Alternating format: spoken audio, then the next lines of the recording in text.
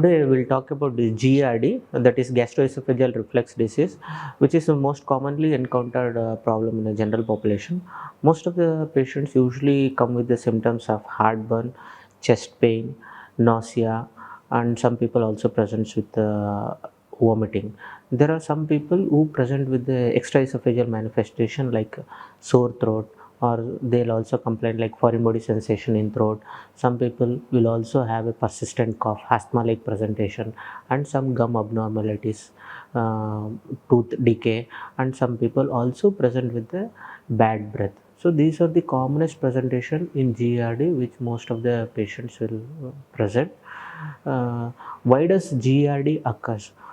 There is a food pipe that we call it as esophagus, and from food pipe to a stomach, normally there will be a small valve or door like mechanism. Normally when food enters the lower esophagus, the door will open and the food enters into the stomach.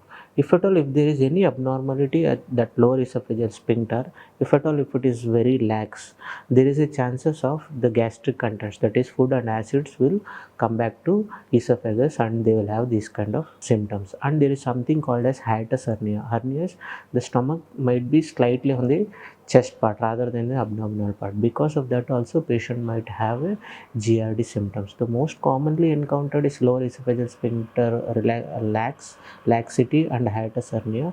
These are the commonest associated condition where they will have a GERD symptoms. Some in obesity also you will have a GERD symptoms. So next question is how to diagnose a GERD.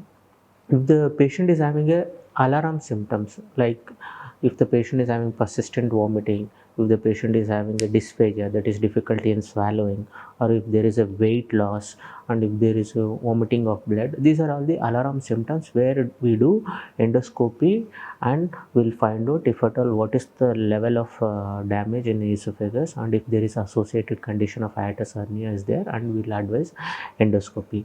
Otherwise, there are other modalities also there, like we'll assess the lower esophageal. There is something called as pH meter. We'll assess the pH in the esophagus, and impedance testing. Most of the time will not investigate the patient, will usually treat them empirically. We'll give them some proton pump inhibitors like omeprazole or pantoprazole. We'll treat them and try. If at all, if there is alarm features, we'd advise them to undergo endoscopy. The most important in treatment aspect is the lifestyle modification which the patient has to follow. One is the patient, if at all, if the patient is an alcoholic or smoker, they has to stop consuming alcohol and smoking. Coffee, tea has to be reduced. Early dinner, that is at least 2 to 3 hours before sleep, they have to take their dinner. Head and elevation, while sleeping the head part has to be elevated. Next is citrus based fruits has to be reduced, and carbonated drinks has to be stopped. Avoid fatty meals, and tomato based foods has to be reduced. This, once they follow this diet, most of the symptoms will come down.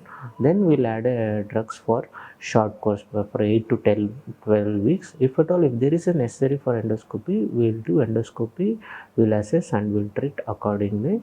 Most important in GERD is your lifestyle modification. Especially you should avoid fatty meals, citrus fruits, carbonated drinks, tomato based foods has to be reduced. Early dinner, small frequent meals, head and elevation. If you follow this lifestyle modification, your symptoms will come down drastically, and if necessary we'll add drugs for you. Thank you.